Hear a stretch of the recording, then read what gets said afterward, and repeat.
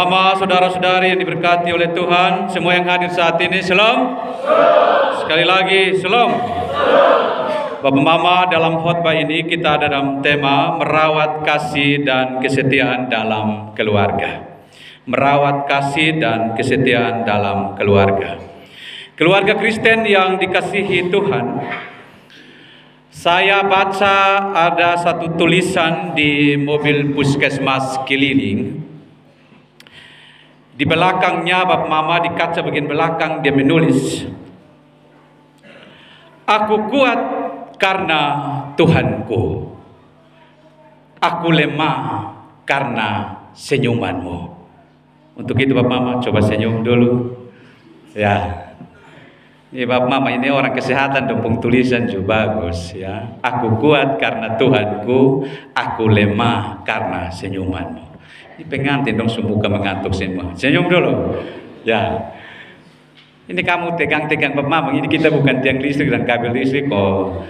Seperti arus listrik kok tegang terus, jangan Bapak Mama. Ya, hidup itu, senyum itu adalah vitamin untuk kita punya kesehatan tubuh, jiwa dan raga kita.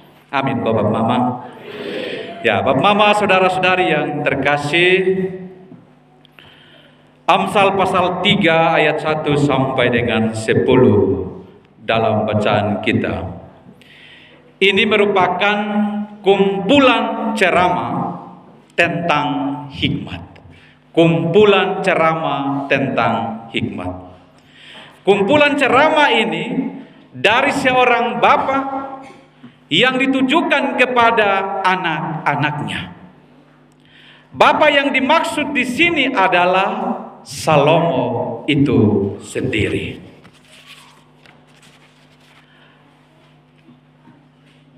Dia merupakan raja Israel yang sangat berhikmat. Maka ketika kita ingat tentang isi doa yang disampaikan oleh Salomo kepada Tuhan adalah, dia tidak minta berkat, tetapi dia minta Tuhan supaya Tuhan kasih dia hikmat. Supaya apa? Hikmat Tuhan itu dia pakai untuk dia bisa membedakan mana yang baik, mana yang jahat, supaya kehidupannya itu bisa teratur. Kalau kita langsung minta berkat Bapak Mama, terkadang kita bisa lupa diri. Kalau kita hanya minta berkat melulu saja Bapak Mama. Tetapi alangkah lebih baik kita belajar dari teladan yang dilakukan oleh Salomo. Dia minta hikmat supaya ketika di dalam kepemimpinannya dia berhasil, dia sukses, dia tidak menjadi pemimpin yang lupa diri. Banyak yang pemimpin lupa diri, tidak tahu bahwa jabatan itu adalah anugerah dari Tuhan, maka harus dipakai dengan baik untuk kesejahteraan banyak orang. Untuk itu Bapak Mama, Salomo ini dia menjadi bapak bagi bangsa Israel. Karena Salomo menjadi bapak bagi bangsa Israel, maka dia sebagai kepala keluarga. Karena dia juga menjadi kepala keluarga bagi bangsa itu, maka dia itu punya tanggung jawab. Karena dalam hidupnya dia punya tanggung jawab sebagai pemimpin.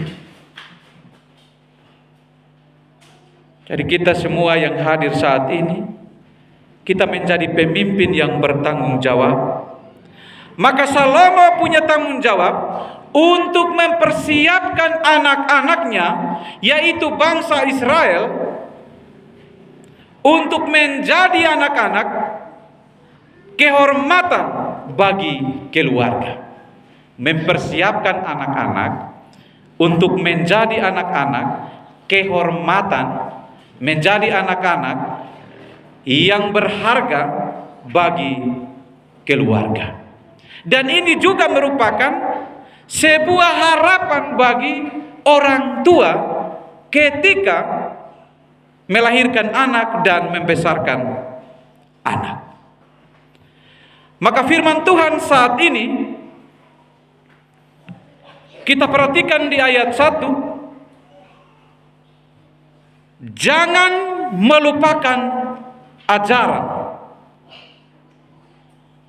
Itu kata pertama, jangan melupakan ajaran Tuhan. Lalu yang berikut, harus memelihara itu perintah. Kita hubungkan bacaan ini dengan Ulangan pasal 6 ayat 1 sampai dengan 9. Salomo sampaikan kepada bangsa Israel bahwa bangsa itu harus setia kepada Tuhan. Allah itu esa, Allah itu satu. Maka bab mama yang menikah hari ini, suami itu satu, suami itu istri satu, toh bab mama, bukan dua, toh ya. Tuhan itu esa, Tuhan itu satu. Maka Salomo bilang, kasihilah Tuhan Allahmu dengan segenap hatimu, dengan segenap akal budimu, dan mengasihi Tuhan itu dari hati. Kalau mengasihi Tuhan dari hati bab mama, bangsa Israel tidak akan menyimpang dari jalan Tuhan. Maka di Ulangan 6 ayat ke-7 itu bab mama, orang tua itu punya tanggung jawab untuk mendidik anak-anaknya. Ketika engkau tidur, ketika engkau berbaring, ketika engkau melakukan aktivitas, engkau harus berulang-ulang mengajarkan kepada anak-anak. Itu tugas tanggung jawab orang tua. Itu tugas tanggung jawab Salomo kepada bangsa Israel yang ia pimpin. Karena dianggap bangsa Israel itu sebagai keluarga Allah. Jadi bab mama, saudara-saudari yang terkasih di dalam Tuhan kita Yesus Kristus, kalau mau taat, kalau mau dapat umur panjang, maka kita ingat 10 hukum Tuhan. Hukum yang kelima, hormatilah ayahmu dan ibumu. Karena mereka adalah Allah kedua yang Tuhan titipkan kita melalui orang tua yang merawat. Makanya bab mama, tema kita adalah merawat kasih. Mereka telah merawat dan membesarkan kita, maka hargailah orang tuamu yang membesarkan. Jadi jangan menjadi orang yang melawan atau menjadi orang yang pembangkang. Dan bab mama, saudara-saudari, mau umur panjang, jangan pernah sekikir dengan orang tua. Amin, kok bab mama. Ada anak-anak bapak mama, dia lupa diri bahwa dia telah dirawat dan dibesarkan oleh orang tua dengan susah payah. Ketika dia makan daging, dia kasih orang tua hanya sayur saja. Tapi di sini tidak ada ya bapak mama. Dia lupa diri, dia sekikir. Ada yang begitu bapak mama, tapi di sini 100% tidak ada sekikir dengan orang tua. Ada yang anak-anak makan enak, dia tidak peduli dengan orang tua yang hidup susah. Kacang lupa kulit. Dia lupa bahwa orang tuanya merawatnya sejak dalam rahim, menjaga dia dengan susah payah, supaya kalau bisa dia jangan keguguran. Tapi dia bisa menjadi orang yang lupa diri. Bagaimana nanti dia mau bahagia dalam hidup kalau dia lupa orang tua yang telah merawat dia sejak ada dalam kandungan? Di ayat ketiga bab mama, janganlah kasih dan setia meninggalkan engkau.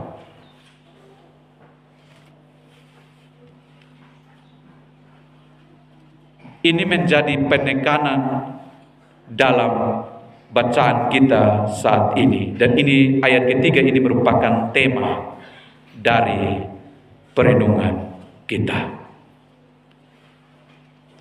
Jadi kasih dan setia dan kesetiaan itu harus melekat di dalam diri seseorang.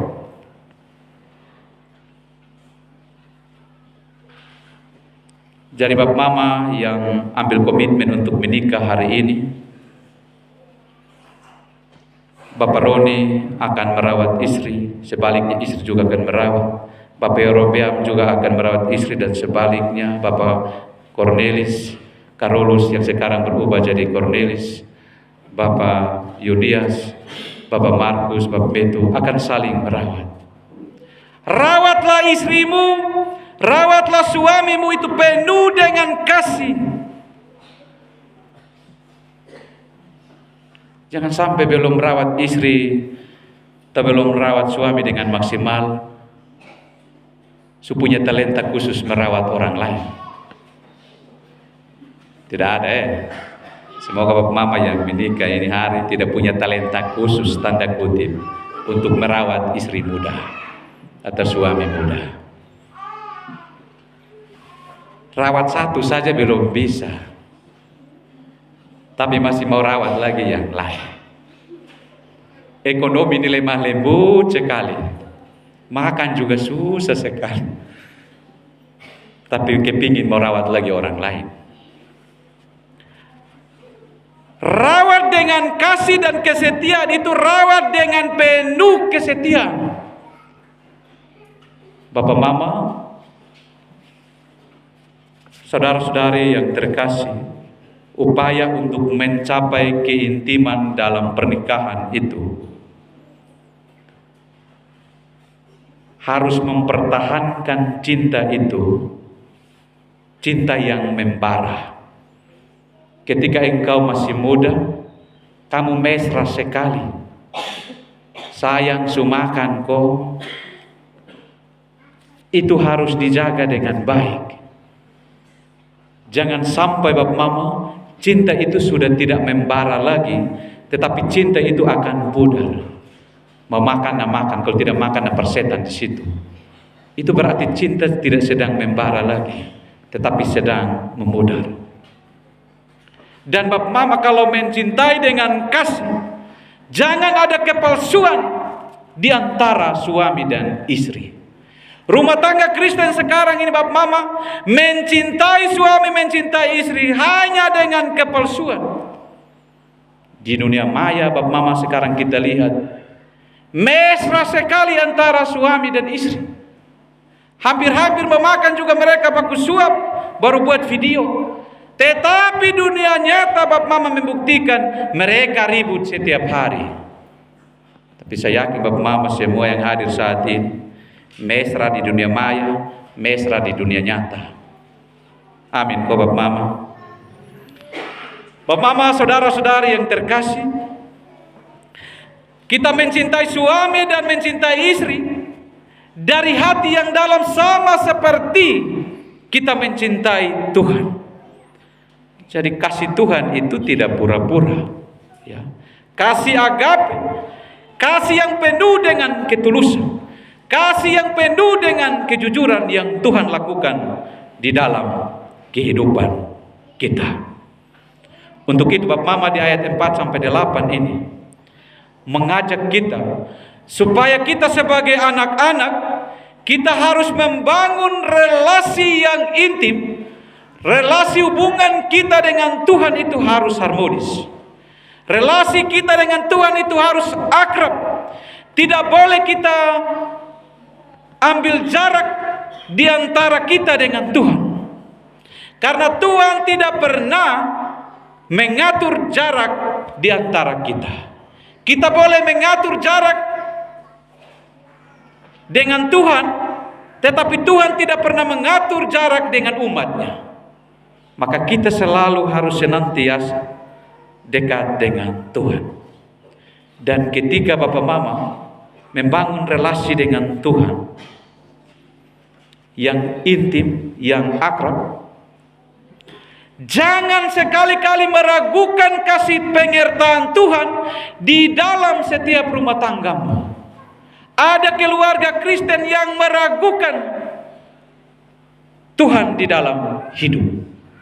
Sehingga terkadang dia berpaling dari Tuhan karena dia meragukan kuasa Tuhan di dalam hidupnya. Untuk itu Bapak Mama, saudara-saudari, dalam teks kita di ayat kelima, percayalah kepada Tuhan dengan segenap hatimu. Tuhan berfirman melalui Salomo yang berhikmat, mengingatkan bangsa Israel dan kita semua yang hadir saat ini, percaya kepada Tuhan dengan segenap hatimu. Dihubungkan dengan Ulangan pasal 6 ayat 6. Hatimu, jiwamu, ragamu, kamu harus percaya. Orang yang percaya penuh kepada Tuhan itu artinya dia menaruh kehidupannya, rencananya, pekerjaannya, usahanya hanya kepada Tuhan sang sumber berkat kehidupan. Kalau kita tidak percaya kepada Tuhan dengan segenap hati Bapak Mama, terkadang kita bisa jatuh karena kesombongan. Makanya di ayat ke-7, hati-hati, janganlah engkau menganggap dirimu bijak. Jangan engkau menganggap dirimu pandai. Jangan. Jadi ketika dalam rumah tangga, ketika engkau sedang berhasil dalam kerja, dalam pendidikan, dalam usahamu, jangan katakan bahwa aku bisa. Aku yang berusaha. Jangan. Tapi katakanlah bahwa karena Tuhan, maka rumah tangga saya diberkati oleh Tuhan. Itu adalah orang yang tipikal yang takut akan Tuhan dan menjauhi kejahatan. Sesuai dengan bacaan kita di ayat ke-7 bagian B. Jadi dampak dari kita percaya kepada Tuhan, kita tidak sombong Bapak Mama. Kita menaruh harapan kita kepada Tuhan. Di ayat ke-8 Bapak Mama akan memberikan kita solusi, jalan keluar ketika kita sedang menghadapi sebuah masalah, situasi yang sulit di dalam rumah tangga kita masing-masing. Dia akan memulihkan tubuhmu. Dia akan menyegarkan tulang-tulang.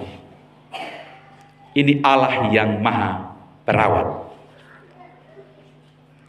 Allah akan merawatmu dari setiap masalah, sakit penyakit, masalah ekonomi, masalah pendidikan. Tuhan hadir untuk merawat orang yang sedang terluka. Apakah engkau sedang terluka? Bisakah engkau hadir untuk merawat orang lain padahal engkau sedang terluka? Ini pembuktian kasih yang dinyatakan oleh Tuhan. Ketika Yesus sedang terluka sekalipun, dia tetap merawat umatnya. Bapak Mama, maka ketika kita ada tantangan, ada persoalan, ada jalan keluar bagi kita. Kita ingat tentang peristiwa yang dialami oleh Yunus. Dia keluar dari perut ikan. Kita ingat tentang cerita Daniel ketika dia keluar dari gua singa. Lazarus keluar dari kubur. Maka kita juga akan keluar dari masalah. Karena Tuhan tidak membiarkan umatnya ada dalam masalah. Dia hadir untuk merawat. Maka Bapak Mama, saudara-saudari yang terkasih, hari ini juga bukan kita hanya dalam pernikahan kudus, tetapi kita akan membaptis anak-anak kita. Rawat iman mereka sejak kecil. Jangan biarkan mereka sendiri berjalan. Ketika biarkan mereka sendiri berjalan, mereka tidak tahu arah dan tujuan kemana mereka akan pergi. Rawat mereka, peliharalah mereka, wariskanlah iman supaya anak-anakmu bertumbuh dengan baik. Sehingga ketika mereka besar, jangan sekali-kali mengecewakan orang tua. Seperti kemarin dalam pengembalaan, anak itu hanya peniru orang tua.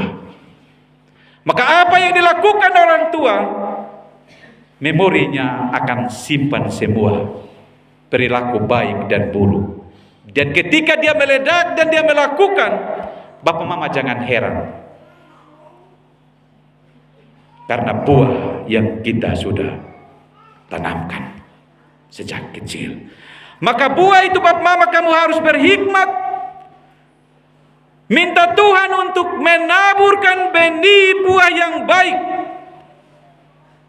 supaya kelak Bapak Mama dia menjadi subur untuk memberi dampak yang baik bagi keluargamu. Di ayat 9 sampai 10 Bapak Mama, kita percaya kepada Tuhan itu Bapak Mama akan terwujud dalam tindakan kita memberikan bagian yang didapatkan dalam kehidupan melalui persembahan yang dibawa di rumah Tuhan. Jadi kasih kita Bapak Mama akan diuji melalui aksi yang kita lakukan dalam hidup kita. Tuhan akan uji kita Bapak Mama. Tuhan bilang, muliakanlah Tuhan dengan hartamu. Maka janganlah sekikir dengan berkat yang Tuhan kasih kepadamu. Ingat Bapak Mama, nafas hidup itu Tuhan yang kasih. Kesehatan, makan minum Tuhan yang kasih. Jadi Bapak Mama jangan sekikir dengan Tuhan. Orang yang jauh dari Tuhan itu Bapak Mama, itu adalah orang yang pertanda bahwa dia itu sekikir dengan Tuhan.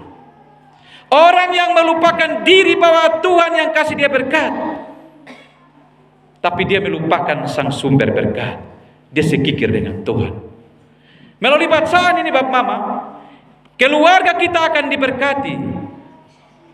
Lumbung kita akan diisi penuh. Tapi kuncinya adalah belajar untuk berbagi.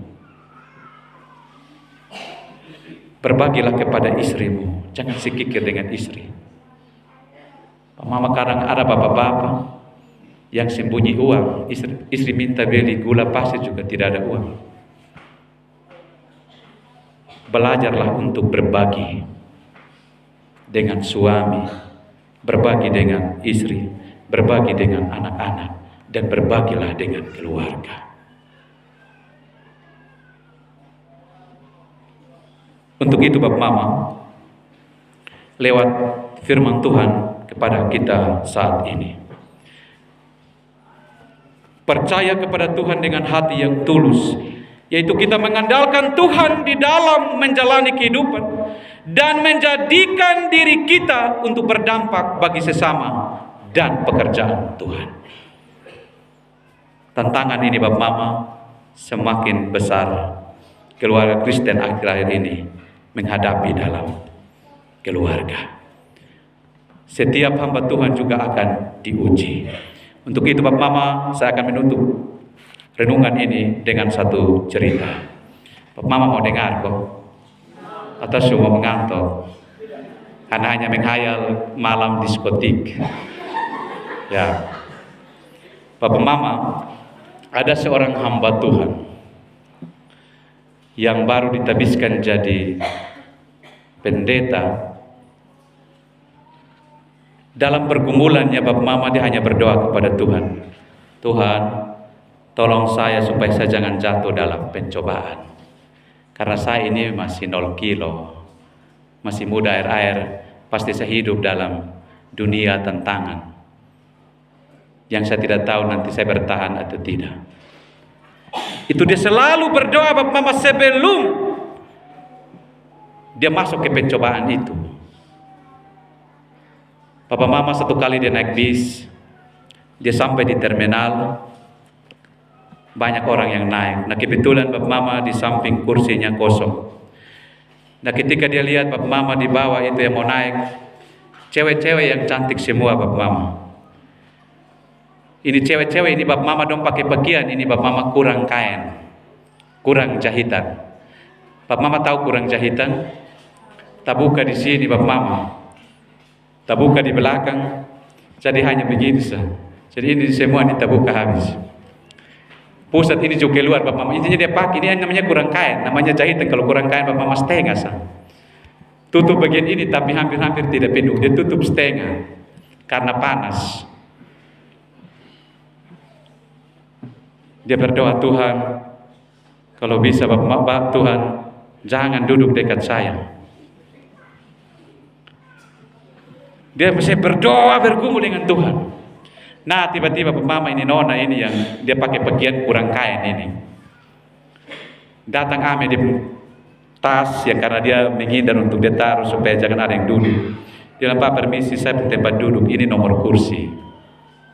Dia bilang mati sudah ini. Jadi Bapak Mama dia berdoa, Tuhan jauhkan dia supaya jangan ganggu saya karena saya mau siap untuk melayani Tuhan.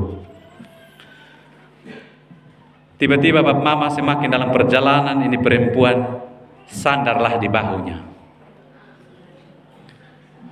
Dan ini hamba Tuhan pendeta ini berdoa, Tuhan jauhkanlah ini penggoda percobaan ini. Jadi berdoa habis dia langsung tolak ini perempuan. Karena memang dia pun doa begitu Bapak Mama. Nah ini Tuhan uji dia ini Bapak Mama. Dia berdoa dan tolak habis itu Bapak Mama. Jalan-jalan lagi Bapak Mama terus, belum sampai tempat tujuan. Ini perempuan susandar di ini Bapak Pendeta pun dada.